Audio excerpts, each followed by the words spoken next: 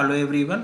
आप सभी ने छिपकली की पूंछ कट के गिरते हुए देखा होगा। इसके अलावा जो मकड़ी होती है उसकी टांग भी जब उसके ऊपर खतरा होता है तो वो टूटकर उसे तोड़कर गिरा देती है। इस प्रकार आप देखते हो कि जो प्रीडेटर होता है वह उससे इफेक्टेड होता है या फिर कहें उसका ध्यान बट जाता है और इस प्रकार वो अपने आप को सुरक्षित कर लेती है। और बाद में यही पूंछ या यह कहें कि स्पाइडर या मकड़ी में जो टांग होती है वो बाद में वो नॉर्मल साइज में उसी प्रकार से रीजनरेट हो जाती है जैसे वो पहले थी। इसे कहते हैं रीजनरेशन, पुनरुद्भवन या पुनर्जनन। आज हम इसी टॉपिक को डिस्कस करेंगे। इसके अलावा अगर ह्यूमंस की बात करें तो ह्यूमंस में भी रिजनरेशन की प्रक्रिया कंटिन्यूअसली देखने को मिलती है, चाहे घाव भरने की प्रक्रिया हो या उनकी स्किन की जो ऊपरी परत है वो भी समय के अनुसार, और इसी प्रकार एलिमेंट्री कैनाल की जो आंतरिक लेयर है वह भी समय के अनुसार बदलती रहती है क्योंकि उनमें काफ़ी स्ट्रेस होता है, वो घर्षण महसूस करती है। अगर हम एलिमेंट्री कैनाल की बात करें तो वहाँ पे विभिन्न प्रकार के एंजाइम्स वर्क करते हैं, तो इस प्रकार से सेल्स की डेथ होती रहती है और वहाँ पे उनकी जगह नई सेल्स उनकी जगह लेती रहती है। इसी प्रकार स्किन की बात करें तो यहाँ विभिन्न प्रकार के एडवर्स कंडीशन है जिसको स्किन हमारी फेस करती है, तो वहाँ भी कंटिन्यूसली रीजनरेशन की प्रक्रिया चलती रहती है। इसके अलावा ह्यूमंस में लीवर एक ऐसा ऑर्गन है जहाँ सबसे ज़्यादा रीजनरेशन की पावर होती है। बहुत ज़्यादा कहते हैं कि अगर हम 90% लीवर को भी कट कर दें तो वह पुनः रीजनरेट हो जाता है। ऐसे ही आप लीवर को डोनेट किया जाता है। अगर आप किसी का लीवर खराब हो गया है या लीवर सिरोसिस हो गई है, अगर वो बहुत हैवी ड्रंकर से, आप हैवी ड्रंकर्स में देखते होंगे कि लीवर सिरोसिस हो जाती है तो उन्हें लीवर डोनर की आवश्यकता होती है। तो अगर किसी डोनर का बहुत सारा लीवर का पोर्शन काट के दूसरे जो रिसिपिएंट होता है या जो जिसके अंदर लीवर काम नहीं कर रहा है उसके अंदर उसे लगा दिया जाता है। इस प्रकार दोनों ना तो डोनर को ज़्यादा नुकसान होता है क्योंकि उसके अंदर लीवर फिर से रिजनरेट कर जाता है और रिसिपिएंट के अंदर भी लीवर आराम से वर्क करता है। इस प्रकार जो जिनका लीवर खराब हो जाता है वो भी इस प्रकार से बढ़ जाते हैं। तो लीवर एक ह्यूमंस में अगर बात करें तो सबसे ज़्यादा अगर ट्रिमेंडस पावर अगर किसी में रीजनरेशन की है तो वो लीवर है, एक ऑर्गन की बात करें। इसके अलावा स्किन, एलिमेंट्री कैनाल और लगभग अगर घाव भरने की बात करें तो हर जगह आप देखते हैं कि जो घाव भर जाता है वो भी रीजनरेशन की ही एक प्रक्रिया है। द शेडिंग ऑफ आउन body part is called autotomy. अगर इस सेकंड टॉपिक वो पॉइंट डिस्कस करते हैं तो अगर खुद से किसी बॉडी पार्ट का अलग हो जाना हमारी बॉडी से, रेस्ट ऑफ बॉडी से, जैसे छिपकली की बात करते हैं वो पूंछ को अपने से तोड़ देती है, ऐसे ही स्पाइडर अपने लेग्स को अलग कर देता है जब उसके ऊपर किसी का अटैक होता है, वो डेंजर में होते। तो इसे कहते हैं ऑटोटॉमी। ऑटोटॉमी मतलब खुद से अपने ऑर्गन्स को या अपने बॉडी पार्ट्स को अलग कर देना, ये कहलाता है autotomy. In regeneration restore lost body part और cure the damage of body parts. देखिए रीजनरेशन में क्या होता है कि कोई अगर बॉडी पार्ट लास्ट हो गया या किसी प्रकार से भी डैमेज हो गया, हो सकता है प्रीडेटर उस पर हमला कर दे या किसी अन्य प्रकार से वो अपने सेल्फ डिफेंस में अपने बॉडी पार्ट को तोड़ दे, तो उसको भी वापस जो ऑर्गन आ रहा है वो भी रीजनरेशन है। या फिर कहीं भी चोट लग गई, मान लीजिए किसी एनिमल्स पे किसी प्रीडेटर ने हमला कर दिया तो, या कहीं वो जैसे ह्यूमंस की बात करें तो वो गिर गए या कहीं एक्सीडेंट हो गया, तो विभिन्न प्रकार के ऑर्गन्स जो खराब हो जाते हैं या फिर कहीं उनमें डैमेज आ जाता है, थोड़ा बहुत नुकसान हो जाता है, तो उसका जब वापस अपनी पुनः स्थिति को प्राप्त करना ही रीजनरेशन है या कहें पुनरुद्भवन है। अपनी जो पुरानी प्रावस्था है उसको प्राप्त कर लेना ही पुनरुद्भवन या रीजनरेशन कहलाता है। ठीक है, इसके बाद हम बात करते हैं what is regeneration. Regeneration is the reactivation of development of post embryonic life to restore missing tissues. देखिए आपको पता है कि जो एम्ब्रियोनिक फेज होता है, एम्ब्रियोनिक फेज में जो आप ब्लास्टोमेयर्स होते हैं उनको कोई भी बॉडी पार्ट बनाने की क्षमता होती है उनके अंदर। एक ब्लास्टोमेयर अगर ह्यूमन से भी बात करें तो ह्यूमन में इनडिटर्मिनेट क्लीवेज होती है। इन आपको पता होगा इनडिटर्मिनेट क्लीवेज में एक ब्लास्टोमेयर पूरी की पूरी बॉडी ऑर्गन्स को बना सकता है। लेकिन जब यही पोस्ट एम्ब्रियोनिक बात करें, जब बच्चा एम्ब्रियो से बेबी के रूप में जन्म ले लेता है तो ये जो स्टेम सेल्स होती हैं या कहें कि जो ये ब्लास्टोमेयर्स होते हैं इनमें वो क्षमता नहीं रह जाती है। तो पोस्ट एम्ब्रियोनिक फेज में फिर से ऑर्गन बनाने की क्षमता को, या कहें कि जो टिश्यू मिस हो गया, मान लीजिए कहीं घाव लग गया, थोड़ा सा फिर से पोर्शन कट गया है और उसे रिस्टोर करना, जैसे उंगली कट गई है उसे वापस ले आना, जैसे स्पाइडर की लेग है वो कट गई, या आप छिपकली में देखते हो तो उसकी टंग, जो उसकी टेल है वो कट जाए, तो उसे हम कहते हैं, अगर वो फिर से रीजनरेट हो जाए तो वो है रीजनरेशन।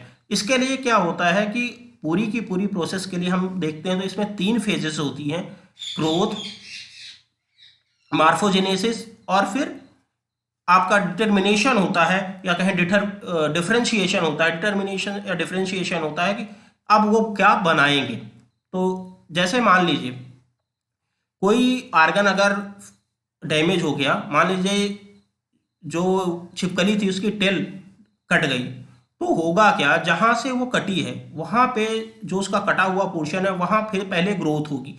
जो नॉर्मल सेल्स थी वो फिर से डिवीजन फेज में चली जाएंगी, माइटोटिक फेज में चली जाएंगी, और वहां उसका रैपिडली डिवीजन होगा। पहले वहां पे एक मास बन जाएगा सेल्स का, फिर उसके बाद होगा क्या, मार्फोजेनेसिस। मार्फोजेनेसिस से तात्पर्य ये है कि सेल को प्रोग्राम्ड किया जाएगा कि वो क्या बनाएंगे। जैसे देखिए जो सेल्स थी, सेल उनमें क्या हुआ, फिर से जो एम्ब्रियोनिक वाली फेज की पावर थी वो वापस आ जाती है कुछ एनिमल्स में, जो मैंने कहा इसको कहते हैं स्टेम सेल या ब्लास्टीमा, या इस प्रकार की जो सेल्स हैं, मेजेनकाइमल सेल्स होती है, मदर सेल्स होती हैं ये, तो इनमें रीजनरेशन की पावर होती है। तो सबसे पहले माइटोटिक फेज में चली जाएंगी, उसके बाद इसमें क्या होगा, मार्फोजेनेसिस होगा। मार्फोजेनेसिस का मतलब ये है कि मार्फोजेनेसिस में प्रोग्रामिंग होती है कि उसे क्या बनाना है। वो बना तो सब कुछ करती हैं, पर कौन से बॉडी पार्ट को बना, जैसे अगर टेल है, टेल पोर्शन टूट गया है, तो टेल पोर्शन जब टूट गया है तो सेल तो वो उसके पास कुछ भी बनाने की क्षमता है, लेकिन उसको बताना तो पड़ेगा, उसमें प्रोग्रामिंग तो करनी पड़ेगी कि उसे टेल बनाना है। तो इस पूरी प्रक्रिया को कहते हैं मार्फोजेनेसिस। फिर इसके बाद होता है डिफरेंशिएशन। डिफरेंशिएशन में देखिए क्या हुआ, मार्फोजेनेसिस में तय तो हो गया कि टेल बनाना है, लेकिन टेल में कौन कौन से पार्ट होंगे, उसकी संरचना कैसे होगी, ये आएगा डिफरेंशिएशन में। तो इसके 3 फेज होते हैं रीजनरेशन के, ग्रोथ, मार्फोजेनेसिस और डिफरेंशिएशन। ग्रोथ में एक मास बन जाएगा सेल का, मार्फोजेनेसिस में उसकी प्रोग्रामिंग हो जाएगी कि वो क्या बनाएगा, कौन सा ऑर्गन बॉडी पार्ट बनाएगा, और डिफरेंशिएशन में वो उस पूरी स्ट्रक्चर को आउटलाइन करेगा या बनाएगा। ठीक है। In animal kingdom regeneration is present in several animal group, regeneration is marked in lower animal group like Porifera and Cnidaria. देखिए जो रीजनरेशन की क्षमता है, मैंने कहा कि रीजनरेशन की क्षमता लोअर एनिमल्स में काफी ज्यादा होती है। जितना ज्यादा अगर आप एनिमल किंगडम की लोअर फाइलम्स में जाएंगे उतना ज़्यादा रीजनरेशन होगा। सबसे ज़्यादा रीजनरेशन की अगर बात करें हम तो पोरीफेरा में मिलता है। पोरीफेरा फाइलम में सबसे ज़्यादा रीजनरेशन मिलता है। यहाँ एक सिंगल सेल भी पूरे एनिमल को डेवलप कर सकती है। ऐसे निडेरियंस होते हैं, निडेरियंस में भी एक सिंगल सेल पूरे एनिमल को डेवलप कर सकती है। तो जैसे जैसे हम लोअर फाइलम से हायर फाइलम्स की तरफ बढ़ते हैं तो रीजनरेशन की पावर रिस्ट्रिक्टेड हो जाती है, कुछ ऑर्गन्स या कुछ बॉडी पार्ट्स, या कहें कि सिर्फ घाव भरने की क्षमता तक ही रह जाती है और वो रिस्ट्रिक्टेड हो जाती है। पर जैसे जैसे हम ऊपर से नीचे कहें लोअर फाइलम्स की तरफ जाते हैं तो रीजनरेशन की पावर काफी बढ़ती चली जाती है। We have seen that the tail of, इसके बाद हम देख लेते हैं थोड़ा सा portion. Porifera include those animal that are called sponges. आपने सबने सुना है स्पंजेस के बारे में। They multicellular animal without tissue grade organisation. आपको पता है कि टिश्यू ग्रेड ऑर्गेनाइजेशन भी इनमें नहीं होता, टिश्यू भी नहीं बने होते हैं। Cnidaria include animal like jellyfish, sea anemone and corals. They have nematocyte cells होती है इनमें, जो कि नीडोब्लास्ट चलो निमाइटोसाइट या नीडोब्लास्ट सेल होती हैं, जो इनमें बहुत tremendous power of the regeneration होती है। मेनली मेसेनकाइमल सेल्स होती हैं, मदर सेल्स होती हैं। इनसे जो भी लॉस्ट बॉडी पार्ट्स होता है, अगर एक निमेटोसाइट सेल है या नीडोब्लास्ट सेल है तो उससे पूरा का पूरा पोरीफेरा का जो एनिमल है वो डेवलप हो सकता है। या कहें निडेरिया का एनिमल पूरी तरह से डेवलप हो सकता है। ठीक है। Regeneration whether minor wound healing और regeneration of leg takes place in all organism. देखिए जो वुंड या कहें कि घाव भरने की प्रक्रिया है वो तो प्रत्येक एनिमल में पाई जाती है। प्रत्येक एनिमल्स में, चाहे एनिमल किंगडम का जहां भी जो भी मेंबर है उनमें घाव भरने की क्षमता तो सब में पाई जाती है। पर कहें कि रीजनरेशन की जो पावर है, पुनरुद्भवन की जो पावर है, वो सिर्फ जो जैसे उनके ऑर्गन बॉडी पार्ट्स को या पूरे बॉडी पार्ट्स को या क्या कहें पूरे बॉडी को ही रीजनरेट करने की क्षमता कुछ एनिमल्स में ही पाई जाती है, वो भी लोअर एनिमल्स में, जैसे निडेरिया और पोरीफेरा। तो इसके बाद हम देखते हैं अगला पोर्शन, रीजनरेशन के एक्सपेरिमेंट्स देख लेते हैं। तो जो ट्रेम्बले थे उन्होंने हाइड्रा पे ट्रेमेंडस बहुत ज़्यादा स्टडी की। किसकी? हाइड्रा की। हाइड्रा में रीजनरेशन की बहुत ज़्यादा स्टडी की ट्रिम्बले ने 1741 में, और उसके बाद रियूमोर ने 1712 में क्रस्टेशियंस पे, और स्प्लेंजानी ने सैलमेंडर पे बहुत ज़्यादा स्टडी की रीजनरेशन की। इसके बाद देखते हैं crustaceans are arthropod that include crab, prawns. देखिए क्रस्टेशिया जो है वो आर्थ्रोपोडा की एक क्लास है, तो उसमें क्रैब और प्रॉन वगैरह मेंबर्स होते हैं। दे प्रोडोमिनेटली एक्वेटिक एक्सेप्ट ओनिकस, वुड लाउज, ठीक है, विच आर टेरेस्ट्रियल क्रस्टेशियन। तो जो क्रस्टेशियंस होते हैं उनमें नॉर्मली आप देखेंगे, जैसे मैंने कहा क्रैब्स है, प्रॉन है, इनमें भी रीजनरेशन की पावर देखेगी। सैलमेंडर अगर बात करें, salamander are amphibians that belong to order Chordata, they body are lizard like. Salamander जो होता है उसकी लगभग छिपकली के या कहें गिरगिट के समान संरचना होती है, बॉडी लाइक की। उसके बाद हम बात कर लेते हैं टाइप्स ऑफ रीजनरेशन की। रीजनरेशन का जो टाइप है उसमें पहला है, ये 4 प्रकार का होता है। बहुत सारे लोग इसको और डिविजन्स में बांटते हैं, पर हम यहाँ शार्ट्स में देख रहे हैं कि इसको 4 प्रकार में बांटा गया है। Stem cell mediated regeneration. Stem cell mediated regeneration से तात्पर्य है जब स्टेम सेल कहीं भी रीजनरेशन का हिस्सा हो तो हम उसे स्टेम सेल के बारे में आपको बताया कि ये एम्ब्रियोनिक सेल्स होती हैं, इनमें पूरे स्टेम सेल से पूरी बॉडी बन सकती है। नॉर्मली आजकल मेडिसिन में भी स्टेम सेल का काफ़ी यूज किया जा रहा है। जो अम्बिलिकल कार्ड में या कहें कि रेड बोन बैरो में आपके जो स्टेम सेल्स होती हैं उनसे आपकी बॉडी पर, जैसे किसी की किडनी खराब हो गई, हार्ट खराब हो गया, कहें कि पैंक्रियाज अच्छे से काम नहीं कर रहा है, उससे डायबिटीज हो गया, तो स्टेम सेल से उसको ट्रीट किया जा रहा है। तो इसके बारे में हम अगले लेक्चर में देखेंगे। हमारे पास एक पोर्शन ही है स्टेम सेल का पूरा। फिर इसके बाद हम एपीमॉर्फोसिस एक प्रकार है, फिर एक मॉर्फोलैक्टिक रीजनरेशन है, और एक है कंपल्सेटरी regeneration.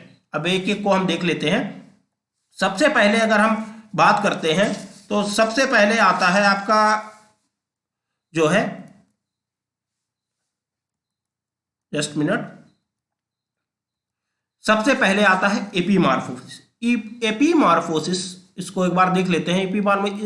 Adult structure can be undergo dedifferentiation to form a relatively undifferentiated mass of cell that then redifferentiate to form the new structure. देखिए क्या होता है, ये जो एपीमॉर्फोसिस है ये जैसे आपका वो है लिजॉर्ड है, या फिर कहें कि जो मकड़ी है, ठीक है, उनमें जो लिम्स होता है उनमें रीजनरेशन की जो होती है, लास्ट बॉडी पार्ट की जब हम रीजनरेशन करते हैं, या कहें कि जो बॉडी पार्ट हमने लॉस्ट कर दिया है, चाहे अपने सेल्फ डिफेंस के लिए हो या किसी और कारण से, जब उसका रीजनरेशन होता है तो उसे हम कहते हैं एपीमॉर्फोसिस। एपीमॉर्फोसिस में जैसा कि मैंने बताया तो इसमें एक 2 शब्द आ रहे हैं, डी डिफरेंशिएशन और रीडिफरेंशिएशन, और अनडिफरेंशिएटेड जैसे मास के रूप में। तो डी डिफरेंशिएशन का मतलब है, जैसे मैंने कहा कि जब जो छिपकली होती है जब उसकी पूंछ कट जाती है तो जो वहाँ पे लास्ट वाले पोर्शन पे जो बॉडी मास होता है वो पूरी की पूरी तरह से डी डिफरेंशिएट होता है। डी डिफरेंशिएशन मतलब है कि वो आर्गन जो अगर टेल का कोई पोर्शन रह भी गया है तो वो टेल के समान नहीं होगा, एक बॉडी मास में कन्वर्ट हो जाएगा। वहाँ आप उसे नहीं आइडेंटिफाई कर पाएंगे कि ये एक टेल का पोर्शन है, तो वो पहले डी डिफरेंशिएट हो जाएगा। उसमें जो प्रोग्रामिंग थी और जो स्ट्रक्चर थी वो खत्म हो जाएगी, वो पूरी तरह से एक ग्रोथ सेल या कहें स्टेम सेल या मदर सेल की तरह कन्वर्ट हो जाएगी। उसके बाद क्या होगा, जैसे इसमें अनडिफरेंशिएटेड मास में वो कन्वर्ट हो गई, पूरी सेल है, मदर सेल है। उसके बाद उसमें रीडिफरेंशिएशन होगा बाद में। रीडिफरेंशिएशन की प्रक्रिया में ये होगा कि वो जिस बॉडी पार्ट को बनाना चाहते हैं, अगर आप कहें कि मकड़ी है तो उसमें अगर लेग उसने तोड़ दिया है, लेग अपनी सेल्फ डिफेंस के लिए तोड़ दिया है और उसको बनाना है, तो सबसे पहले क्या होगा, जहां से बॉडी पार्ट टूटा है वहां पे क्या होगा, आपका बन जाएगा एक बॉडी मास अनडिफरेंशिएटेड। फिर बाद में आपको लेग्स में क्या क्या बनाना है उसके लिए फिर से डिफरेंशिएशन होगा। पूरी तरह शुरुआत से सारी की सारी प्रोसेस होगी, जैसे कि एम्ब्रियोनिक फेज में पूरी बॉडी बनी, वो पार्ट्स बना था, और फिर से वो पूरी तरह जितना पोर्शन उसका बना था या जितना पोर्शन उसकी टूटने के पहले था वो फिर से रीजनरेट कर जाएगा। डी डिफरेंशिएशन का तो इससे ये समझ में आता है कि डी डिफरेंशिएशन का मतलब ये है कि उसका वापस अपनी पुरानी प्रावस्था में चला जाना और फिर उससे पुनः नए ऑर्गन का बनना, वो है डी रीडिफरेंशिएशन। मतलब नए ऑर्गन का पूरा पूरा स्ट्रक्चर बन जाना, आउटलाइन फिर से प्रोग्रामिंग होना, और डी डिफरेंशिएशन मतलब प्रोग्रामिंग खत्म हो जाना। This type of regeneration found during regeneration amphibian limb जैसे सलमेंडर वगैरह है। ठीक है, इसमें मेनली जो होता है कि लॉस्ट बॉडी पार्ट चले जाते हैं, जैसे आप इसमें छिपकली की बात करिए या फिर कहें कि जो मकड़ी है उसकी लेग की बात करिए, तो इसमें क्या होगा कि जो लॉस्ट बॉडी पार्ट है उसका रीजनरेशन होगा। इसके बाद हम बात कर लेते हैं रीजनरेशन इन सैलमेंडर लिम्स। जो सैलमेंडर होता है उसकी जो लिम्स हैं या उसके जो पैर होते हैं उसको कैसे रीजनरेट करते हैं। देखिए, सबसे पहले आपको मैंने बताया जो प्रक्रिया है, तो उसमें पहले the skins and muscles retracted from tip the humerus after 2 days of amputation. Amputation का तात्पर्य है किसी बॉडी पार्ट का लास्ट हो जाना या कट जाना, उसको कहते हैं एम्पुटेशन।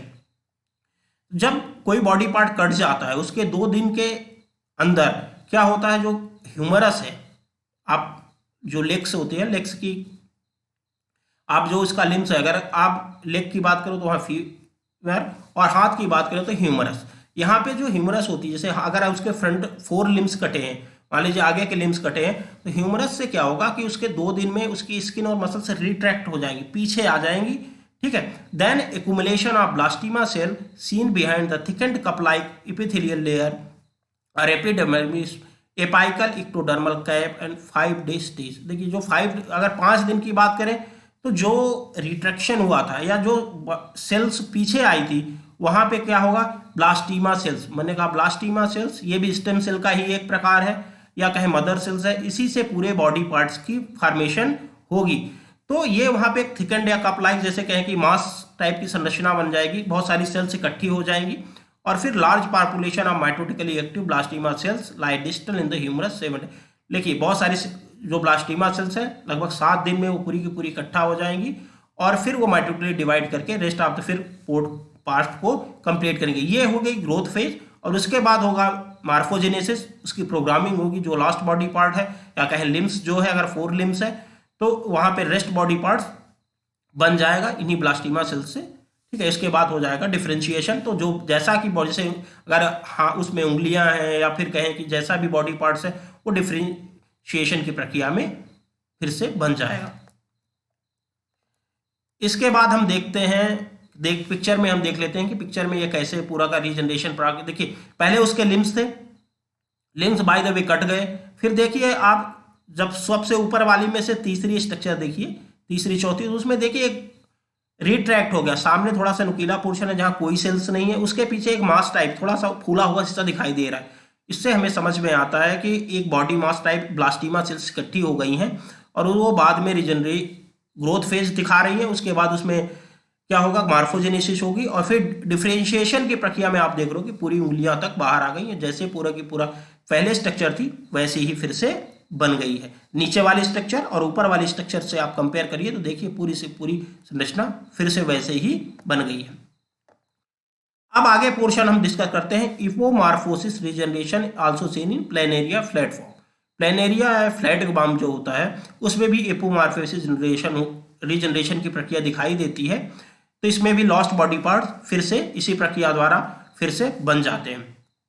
फिर देखते हैं दूसरा है morphallactic regeneration. Morphallactic regeneration mainly hydra में देखने को मिलता है। Regeneration can due to returning the existing tissue. देखिए, जो एग्जिस्टिंग टिश्यू है उसका फिर से बन जाता। देखिए, मार्फोजेनेसिस में क्या होता है कि जो छोटे टिश्यू हैं वही रीजनरेट होते हैं, जैसे कहें कि छोटी बॉडी पार्ट्स हैं वो रीजनरेट होते हैं। ये मेनली हाइड्रा में होता है। और जैसे रिटर्निंग द एग्जिस्टिंग, जैसे हेड है, हेड का दोबारा बन जाना, उसके लिए कुछ इंड्यूस्ड फैक्टर्स होते हैं, तो वो फिर से किसी से मेनली हाइड्रा में क्या होता है कि हेड अगर उसमें जो होस्ट होता है, जो उसके लिए इंड्यूजिंग सब्सटेंस होता है, वो मेनली हेड के बहुत सारे मल्टीपल हेड्स बन सकते हैं। हो सकता है हेड कट जाए तो फिर से बन जाए। मेनली देखेंगे आप विभिन्न, अभी हम अगली पिक्चर दिखाएंगे तो उसमें आप देखेंगे कि अगर उसका हेड कट जाए तो नया हेड बन जाता है। अगर जो होस्ट होता है अगर वो किसी और पोर्शन में उसको शिफ्ट कर दिया जाए हेड के अलावा, तब वहां वो एक और हेड डेवलप कर देता है। तो रिपीटिंग टर्निंग द एग्जिस्टिंग जो टिश्यू है उसकी ही रिपीटिशन कर देते हैं मार्फोलैक्टिक रीजनरेशन में। मार्फोलैक्टिक रीजनरेशन इन हाइड्रा देख लेते हैं इसको। The body hydra has head hypostome region in the distal, ठीक है, जो ऊपर वाला पोर्शन है उसमें क्या होगा, हेड होगा, जिसे हाइड्रा डिस्टल रीजन में। फूट बेसल या कहें बेसल डिस्क उसके प्रॉक्सिमल रीजन में होगी नीचे। If the body is cut into several pieces, each piece will be regenerate a head at its apical end and the foot at basal end. The result into smaller size organism and no growth take place. देखिए normally क्या होगा कि जो अगर hydra है अगर उसको several pieces बहुत सारे पीसेस में कट दिया जाए तो जो प्रत्येक पीस है वो एक नए ऑर्गेनिज्म में रीजनरेट हो जाएगा। और जो इसका हेड वाला पोर्शन है वो वहाँ पे हेड और नीचे वाले पोर्शन में क्या हो जाएगा, फूट बन जाएगा। पर उसमें कोई ग्रोथ नहीं होगी। जितना बड़ा वो पीस है लगभग उतना बड़ा ही ऑर्गेनिज्म बनेगा। ऐसा नहीं होगा कि पूरा का पूरा ऑर्गेनिज्म अगर उस वो कदे बाद में उसमें ग्रोथ हो रही है वो अपने पैटर्नल हाइड्रा के बराबर या कहें मदर हाइड्रा के बराबर हो जाता है, तो ऐसा नहीं। जितने पीसेस में काटेंगे जितना वो छोटा पोर्शन होगा वो उतना ही छोटा हाइड्रा रह जाएगा। The polarity of hydra determined by a series of morphogenetic gradients that permits the head to form one region and basal disc another region. देखिए पोलैरिटी कैसे तरह होती है हाइड्रा में, इसके लिए बहुत सारे मार्फोजेनेटिक ग्रेडियंट्स होते हैं, बहुत सारे फैक्टर्स होते हैं जो हमें यहाँ नहीं पढ़ने। तो हाइड्रा जो होता है उसमें किस पोर्शन में हेड बनेगा और किस पोर्शन में टेल बनेगा उसके लिए बहुत सारे फैक्टर्स होते हैं। देखते हैं। देखिए अगर हाइड्रा की बात करते हैं तो देखिए अगर होस्ट हमने निकाल लिया intact host, no secondary axis induce, जो अगर हम होस्ट को निकाल लेंगे तो कोई सेकेंडरी एक्सिस नहीं डेवलप होगा। अगर हम होस्ट देखिए जो होस्ट है उसका जो हम देख रहे हो आप पिक्चर में हेड हमने रिमूव कर दिया तो क्या होगा, नया हेड रीजनरेट हो जाएगा।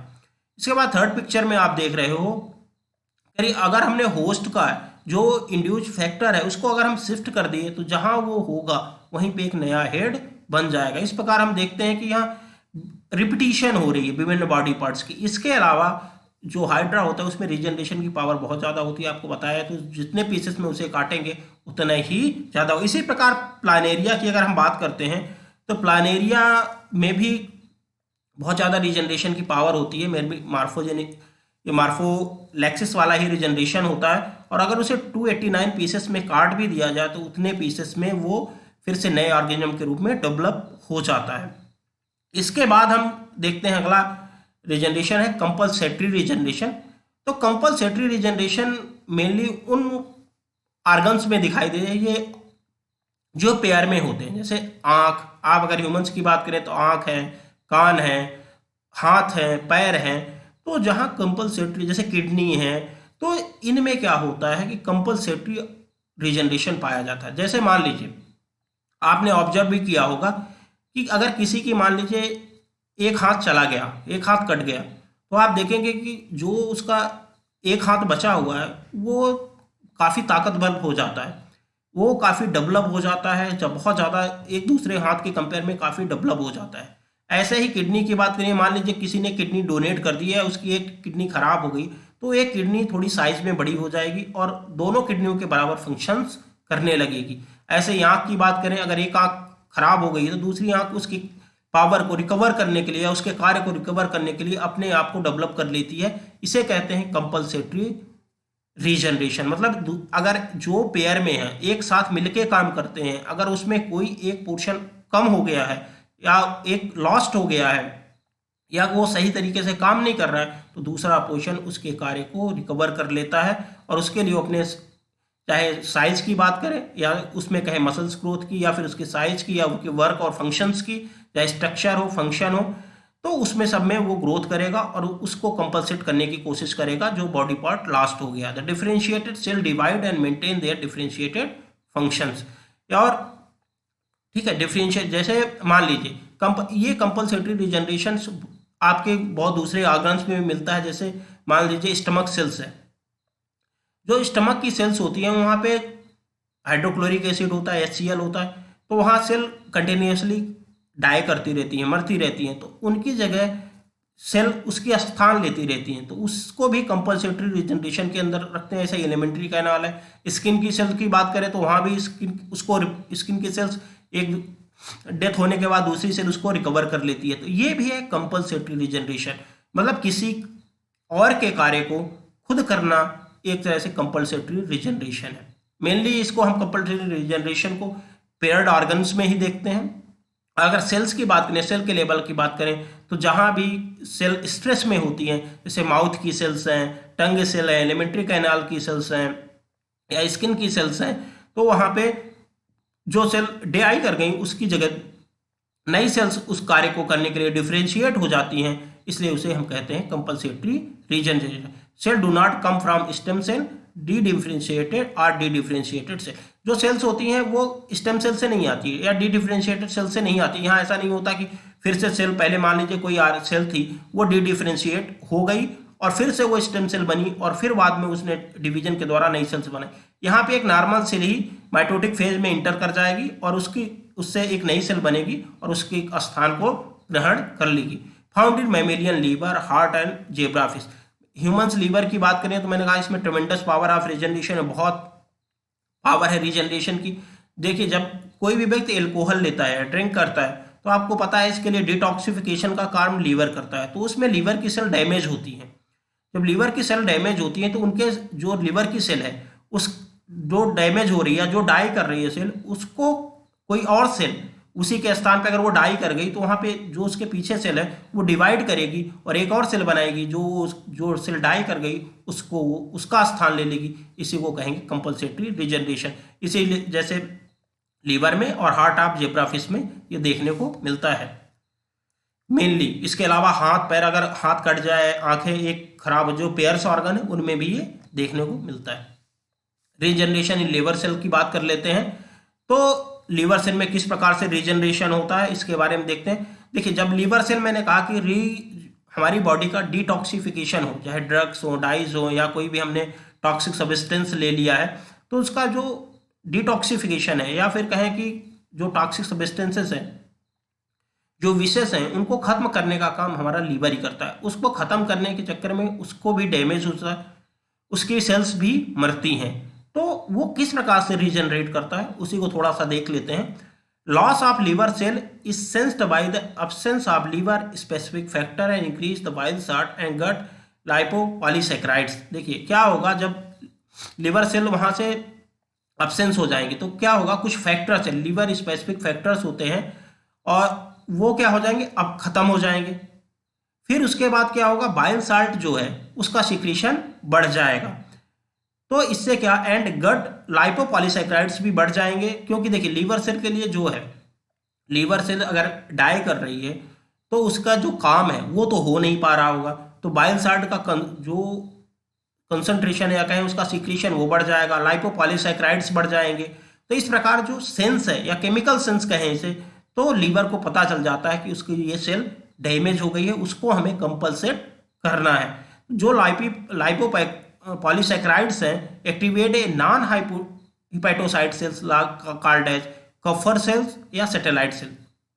देखिए, जो लाइपोपॉलीसैकेराइड्स होते हैं वो एक ऐसी सेल्स को एक्टिवेट करते हैं जो हिपैटोसाइट नहीं होती, जो लीवर सेल नहीं होती। लीवर सेल के साथ इसे, ये जो कफर सेल होती है, मेनली इसे हम माइक्रोफेजेस सेल के रूप में डालते हैं। ये हमारे लीवर की सुरक्षा के लिए होती है।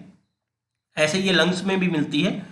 तो जो सैटेलाइट सेल है या कफर सेल है उसको ये लाइपोपॉलीसैकेराइड्स इंड्यूस करते हैं कि वो फिर से डिवाइड करे और एक नई हिपेटोसाइट या कहें कि लीवर सेल का निर्माण करे। To secrete paracrine factors like IL-6, these factor induce the hepatocyte to reenter the cell cycle. क्या होगा, जो कफर सेल है वो हिपेटोसाइट्स के लिए क्या पैराकाइन फैक्टर्स रिलीज करेंगी लाइक IL-6। फिर क्या होगा, जो ये पैराकाइन फैक्टर्स हैं वो हिपेटोसाइट्स कहें या फिर जो कफर सेल्स हैं वो इंड्यूस करेंगी हिपेटोसाइट्स को और बनाएंगी कि वो वापस सेल साइकिल में या कहें डिविजनल साइकिल में इंटर कर जाए और एक नई हिपेटोसाइट बनाएं। इसको अगर हम संक्षेप में समझते हैं तो ये है कि जब लीवर सेल डैमेज हो जाती है, डाई हो जाती है, या उसकी एब्सेंस में कुछ स्पेशल फैक्टर्स या कुछ कहें केमिकल जैसे बाइल साल्ट्स हैं, लाइपोपॉलीसैकेराइड्स बढ़ जाते हैं, इससे क्या होता है, जो कफर सेल्स होती हैं या सैटेलाइट सेल्स होती हैं वो इंड्यूज होती हैं और पैराकाइन फैक्टर्स निकलते हैं लाइक IL-6, और ये पैराकाइन फैक्टर्स हिपेटोसाइट्स को फिर से सेल साइकिल में या डिविजनल फेज में री एंटर करने के लिए इंड्यूस करते हैं, और जब वो इंड्यूस हो जाती हैं तो नई, इस प्रकार से डिवीजन के बाद एक नई हिपेटोसाइट बन जाती है जो फिर से रीजनरेशन की प्रक्रिया में फिर से उसके वर्क को करती है जो सेल डाई कर गई। जो कफर सेल्स होती हैं यही पैराकाइन फैक्टर्स को रिलीज करती हैं और हिपेटोसाइट को इंड्यूस करती हैं। ठीक है, IL-6 और TNF अल्फा जैसे वो विभिन्न प्रकार के पैराकाइन फैक्टर्स निकालती हैं। Satellite cell secrete TGF, beta and hepatocyte growth factors. ये TGF, ठीक है, जिसे ट्रांसफार्मिंग ग्रोथ फैक्टर्स भी कहते हैं, और इसके अलावा हिपेटोसाइट ग्रोथ फैक्टर्स भी ये निकालती हैं। तो ये मेनली जो ग्रोथ फैक्टर है, हमें इन पे ज़्यादा ध्यान नहीं देना है क्योंकि ये फैक्टर्स हमें नहीं पढ़ने हैं, हमें मेनली रीजनरेशन पढ़ना है कि लीवर में कैसे होता है। तो लीवर में रीजनरेशन की जो प्रक्रिया है उसके लिए सीधा सीधा समझना है कि जब वो ऑप्शंस हो जाते हैं तो विभिन्न केमिकल इंक्रीज हो जाते हैं, उन केमिकल्स से वहाँ की कफर सेल्स या कहें सैटेलाइट सेल इंड्यूज होती हैं, तो वो कुछ पैराकाइन फैक्टर्स निकाल लिए हैं, वो पैराकाइन फैक्टर्स हिपेटोसाइट को इंड्यूस करते हैं और इस प्रकार एक नया हिपेटोसाइट बन जाता है। इसके बाद आगे देखते हैं हिपेटोसाइट एक्टिवेट सीमेट। ठीक है, या c Met is the receptor of SGF। जो सीमेट होता है हिपेटोसाइट ग्रोथ फैक्टर रिसेप्टर है, ये मेनली जो ग्रोथ हिपेटोसाइट ग्रोथ फैक्टर है जो कफर सेल या सैटेलाइट सेल निकालते हैं उसके लिए रिसेप्टर का काम करता है, तो वो एक्टिवेट हो जाएगा और उसको एक्सेप्ट करेगा। Blocking the c Met block the liver regeneration. अगर हम सीमेट को ब्लॉक कर दें तो रीजनरेशन लीवर की खत्म हो जाएगी, क्योंकि यही तो हिपेटोसाइट ग्रोथ फैक्टर को टेक कर रहा है या रिसीव कर रहा है, ले रहा है, ग्रहण कर रहा है, वही तो इंड्यूस फैक्टर है। अगर उसे हम सीमेट को ब्लॉक कर दें तो रीजनरेशन की प्रक्रिया भी खत्म हो जाएगी। Trauma is a partial hepatectomy releases metalloproteinases that digest the extracellular matrix and permit the hepatocyte to separate and proliferate. Trauma mainly operation में क्या करते हैं, अगर हम पार्शियल हिपेटोटॉमी कर देते हैं या कहेंगे लीवर को, जैसा मैंने कहा कि अगर लीवर कट कर दिया गया, मेनली ऑपरेशन में जब डोनर एज ए डोनर के काम करते हैं, या फिर कहें कि जब वो उसमें लीवर सिरोसिस हो जाती है तो उसमें ऑपरेशन के द्वारा जो उसका खराब पोर्शन है उसे निकाल दिया जाता है। तो क्या होता है, इसमें मेटालोप्रोटीन्स नेजेस बन जाते हैं, जो रेस्ट पार्ट होता है, एक्स्ट्रासेलुलर मैट्रिक्स होता है, उसको वो खत्म कर देते हैं, डाइजेस्ट कर देते हैं और हिपेटोसाइट को फिर से प्रोलिफरेट ग्रोथ करने के लिए, प्रोलिफरेट से मतलब है ग्रोथ करने के लिए से इंड्यूस करते हैं। एंजाइम में also activate HGF hepatocyte growth factor by proteolysis of cleavage. ये हिपेटोसाइट, देखिए अगर हिपेटोसाइट फिर से सेल साइकिल में या डिविजनल फेज में एंटर कर रहा है तो उसके लिए HGF बहुत जरूरी है। तो हिपेटोसाइट ग्रोथ फैक्टर फिर से एंटर करेगा और फिर से लीवर इस प्रकार से पूरा का पूरा फिर से रीजनरेट हो जाएगा। All these factors promote the cell division, activating cell cyclin D, E, repressing cyclin inhibitor like P27 and preventing apoptosis। देखिए ये जो फैक्टर्स हैं इनके सेल डिवीजन के लिए कौन कौन से फैक्टर्स जो प्रमोट करेंगे, इसके लिए साइक्लिन D है, E है, और अगर जो साइक्लिन के लिए इनहिबिटर का काम करते हैं जैसे P27 है, इसको क्या करेंगे, ये उसे सप्रेस कर देंगे, एपोप्टोसिस मतलब सेल डेथ को इस प्रकार से रोकेंगे। तो नॉर्मली क्या होगा, जब सेल क्या होगा, ये फैक्टर्स सेल डिवीजन को प्रमोट करें। HGF ने हेपेटोसाइट को वापस से सेल साइकिल में री एंटर करा दिया, उसके बाद जो साइक्लिन D है और E है उसे फिर से प्रमोट कर रहे हैं, उसके डिवीजन के लिए उसे बढ़ा रहे हैं आगे। इसी प्रकार इनहिबिटर्स को वो ब्लॉक कर रहे हैं जैसे P27 है, इससे एपोप्टोसिस या सेल डेथ रुकती है। फिर कहें transcription factor activated bile is necessary for the liver regeneration. जो बाइल जूस होता है लीवर से ही बनता है और वो रीजनरेशन के लिए लीवर के बहुत जरूरी होता है। जैसा कि आपने देखा कि रीजनरेशन जो कफर सेल्स होती हैं, सैटेलाइट सेल्स के रीजनरेशन के लिए बहुत ज़्यादा जरूरी है क्योंकि वही उसे एक्टिवेट करता है। ओवल सेल और small progenitor cells that can produce hepatocyte and bile duct cells. Oval cells होती हैं, स्मॉल प्रोजिनेटर से मतलब है जो प्रीकर्सर होती हैं या जो कहें स्टेम सेल्स होती हैं या ब्लास्टीमा सेल्स होती हैं, यही hepatocyte that can produce hepatocyte, यही प्रोजिनेटर। मैं ये मदर सेल है लीवर सेल की मदद से मेजेनकाइमल सेल हैं या ब्लास्टीमा सेल्स हैं या स्टेम सेल हैं, जिनसे पूरी की पूरी हिपेटोसाइट इन्हीं से रिजनरेट होती है। ठीक है, इसके बाद का अगला पोर्शन हम डिस्कस कर लेते हैं, रीजनरेशन इन अदर एनिमल्स। देखिए, रीजनरेशन की बात करते हैं तो रीजनरेशन अगर पुनरुद्ध भवन की बात करते हैं तो नेडेरियंस में, पोरीफेरा में आपको आसानी से दिखाई देता है। इसके अलावा अर्थवर्म में can regenerate their lost body part if they cut anterior posteriorly. अगर इसके बॉडी पार्ट्स को इंटीरियो पोस्टीरियरली मतलब ऐसे सीरा लगा दे, अगर उसका कोई बॉडी पार्ट कट गया है तो उसे वो रीजनरेट कर लेगा। आर्थ्रोपोड्स के लिम्स हैं, आपको पता है, जैसे मैंने कहा स्पाइडर या मकड़ी के जो लिम्स हैं वो भी रीजनरेट कर जाते हैं। इकाइनोडर्मेटा में स्टारफिश कैन रीजनरेट आर्म्स है।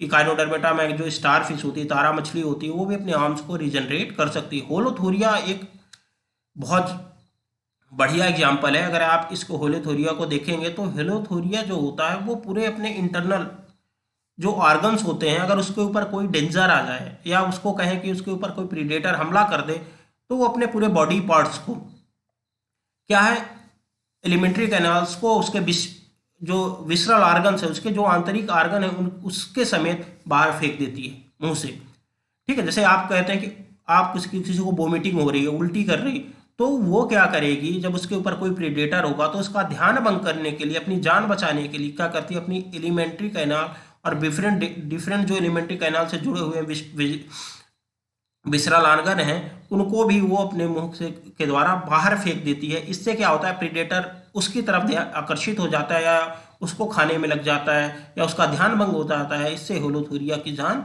बच जाती है। बाद में वह अपने पूरे इंटरनल ऑर्गन्स को पुनः रीजनरेट कर लेता है पुनरुद्भवन की क्रिया के द्वारा। तो इसको कहते हैं होलोथोरिया में। देखिए, रीजनरेशन की जो प्रक्रिया है, जैसे लोअर एनिमल्स, इसके अलावा एक्सेप्शनली रूप से कुछ एनिमल्स में ये बहुत ज़्यादा मिलती है। ठीक है, जैसे आर्थ्रोपोडा के लिम्ब है, स्टारफिश है। होलोथोरिया में तो ये बहुत इंटरेस्टिंग है, जो अपने पूरे आंतरिक ऑर्गन्स को ही वो बाहर फेंक देती है अपने सेल्फ डिफेंस में। तो इस प्रकार जो पुनरुद्भवन है, अपने हम इसको देख रहे हैं, तो पुनरुद्भवन की जो क्षमता है वो सभी ऑर्गेनिज्म में पाई जाती है। कुछ ऑर्गेनिज्म में ये कम है, कुछ में ज़्यादा है। अगर ह्यूमंस की बात करें तो लीवर सबसे ज़्यादा पुनरुद्भवन की क्षमता है। इसके अलावा घाव भरने की क्षमता तो सब में, ये भी एक प्रकार का रीजनरेशन ही है, पुनरुद्भवन ही है या पुनर्जनन ही है। जो लोवन में पोरीफेरा और निडेरियंस में ये बहुत ज़्यादा विकसित होता है। वो पूरे एक सेल्स से पूरे बॉडी पार्ट्स को बना। पोरीफेरा में तो जो स्पोर्स होते हैं, जब उनकी अनफेवरेबल कंडीशन होती है, जब विषम प्रवस्था होती है, तो उनकी एक सेल स्पोर्स के फॉर्म में हो जाती है और फिर बाद में जब फेवरेबल कंडीशन आती है, जब उनके अनुकूल परिस्थिति आती है, तो उस एक सेल से पूरी का पूरा पोरीफेरा या कहें कि स्पंजेस डेवलप हो जाते हैं। इसमें सबसे इंटरेस्टिंग आपके एग्जाम्पल्स में अगर देखें तो जो हाउस लिजार्ड है या छिपकली है, उसकी टेल का टूटना और फिर वापस रीजनरेट, जिसे आप अपनी आंखों के सामने देख सकते हैं। इस प्रकार से हम रीजनरेशन का लगभग बहुत सारा पोर्शन कवर कर लिए हैं। इस लेक्चर में इतना ही। Thank you.